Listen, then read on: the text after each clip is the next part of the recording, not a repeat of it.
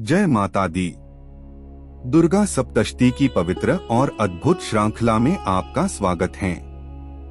पिछले अध्याय में हमने देवी के कई स्वरूप और उनके पराक्रम को देखा।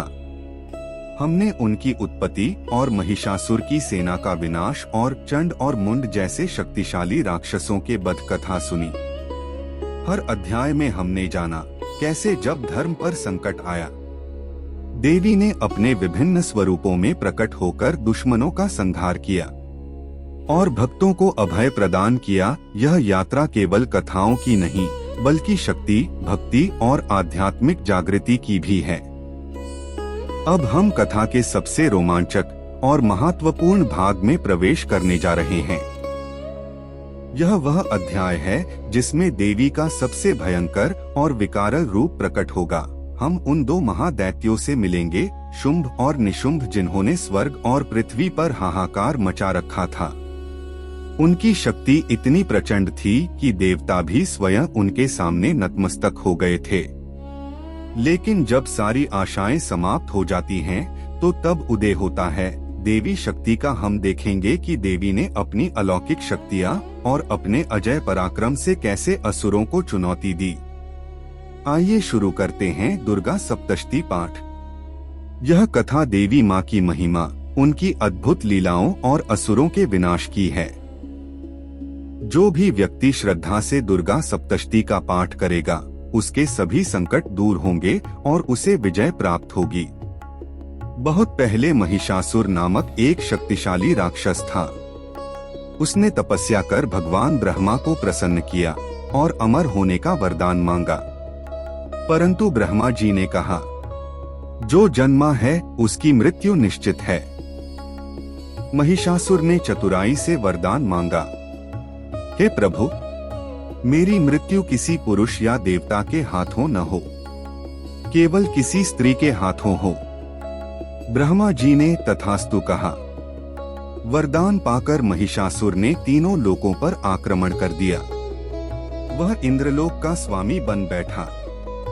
सभी देवता भागकर ब्रह्मा, विष्णु और महेश के पास पहुँचे। तब तीनों देवों के तेज और शक्ति से एक दिव्य प्रकाश उत्पन्न हुआ। यह प्रकाश एकत्र होकर आदि शक्ति माँ दुर्गा के रूप में प्रकट हुआ। माँ का तेज इतना प्रचंड था कि समस्त लोक जगमगा उठे। देवताओं ने उन्हें विविध अस्त्र शस्त्र भेंट किए। भगवान शिव ने त्रिशूल, विष्णु ने सुदर्शन चक्र, वायुदेव ने धनुष बाण, इंद्र ने वज्र, वरुण ने शंख और हिमालय ने सिंह वाहन प्रदान किया। माँ दुर्गा सिंह पर आरूढ़ हुई और दैत्यों के संहार के लिए प्रस्थान किया। महिषासुर ने माँ को देखकर उपहास किया। उसने कहा, हे नारी, तुम मुझसे युद्ध करोगी? माँ ने शांत स्वर में कहा, महिषासुर, तेरा अंत निकट है। अभी भी समय है, लौट जा। पर महिषासुर क्रोध में भरकर युद्ध करने लगा। युद्ध कई दिनों तक चला।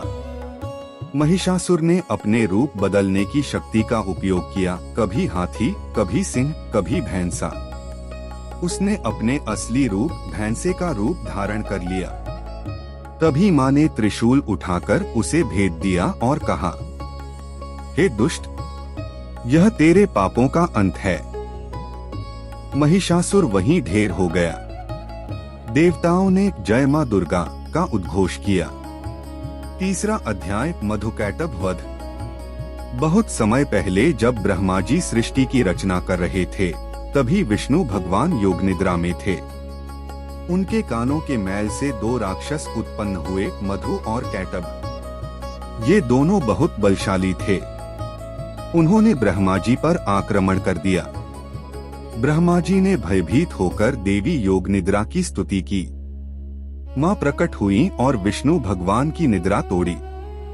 विष्णु जी ने मधु और कैटभ से युद्ध किया। तब देवी ने विष्णु जी को संकेत दिया, ये दोनों अपने अहंकार में डूबे हैं। इनसे वर मांगो कि वे जहाँ चाहो मरें। विष्णु जी ने कहा, तुम्हारी मृत्यु समुद्र के जल में होगी। मधु और कैटब हंसते हुए मान गए। तभी विष्णु जी ने उन्हें उठाकर समुद्र की जांघों पर रखकर उनका वध कर दिया। मां की कृपा से यह संभव हुआ। चौथा अध्याय, रक्तबीज वध। महिषासुर के बाद शुंभ और निशुंभ नामक दो भाई असुरों के राजा बने। उनके पास एक भयानक सेनापति था, रक्तबीज। रक्तबीज को वरदान प्राप्त था कि उसके शरीर से गिरे प्रत्येक रक्त की बूंद से एक नया रक्तबीज उत्पन्न हो जाएगा। जब मां की सेना ने उस पर आक्रमण किया तो हर रक्त की बूंद से सैकड़ों रक्तबीज प्रकट हो गए। तब मां दुर्गा ने अपने उग्र रूप काली को उत्पन्न किया। मां काली ने अपना विशाल मुंह खोल दिया और रक्तबीज का सारा रक्त पी लिया। युद्धभूमि में मारा गया। पांचवा अध्याय, चंडमुंड वध। मां दुर्गा के सौंदर्य की चर्चा सुनकर शुंभ और निशुंभ ने दूत भेजा। उन्होंने मां को विवाह का प्रस्ताव दिया। मां ने स्पष्ट कहा, मैं केवल उसी से विवाह करूंगी जो युद्ध में मुझे पराजित करे। इससे शुंभ और निशुंभ क्रोधित हो गए। उन्होंने अपने प्रमुख योद्धा चंड और मुंड को भेजा। दोनों ने मां को घेर लिया। मां ने अपने काली रूप को आदेश दिया, हे काली, इन दुष्टों का अंत करो। काली ने अपनी तलवार से चंड और मुंड का वध कर दिया। तभी मां ने प्रसन्न होकर कहा, अब से तुम चामुंडा कहलाओगी। छठा अध्याय, शुंभ निशुंभ का अंत। अंततः शुंभ और निशुंभ स्वयं युद्ध भूमि में आए। पहले निशुंभ ने युद्ध किया। मां ने अपने दिव्य अस्त्रों से उसका वध कर दिया। शुंभ अत्यंत क्रोधित हुआ और बोला, तुम अकेली नहीं, अनेक रूपों में मुझसे युद्ध कर रही हो।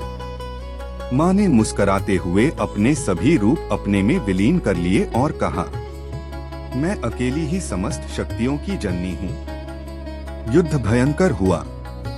अंततः मां ने अपने त्रिशूल से शुंभ का वध कर दिया। देवताओं ने स्वर्ग से पुष्पवृष्टि की और सबने मां का जय घोष किया। सातवां अध्याय, देवी की महिमा और वरदान। देवताओं ने मां की स्तुति की।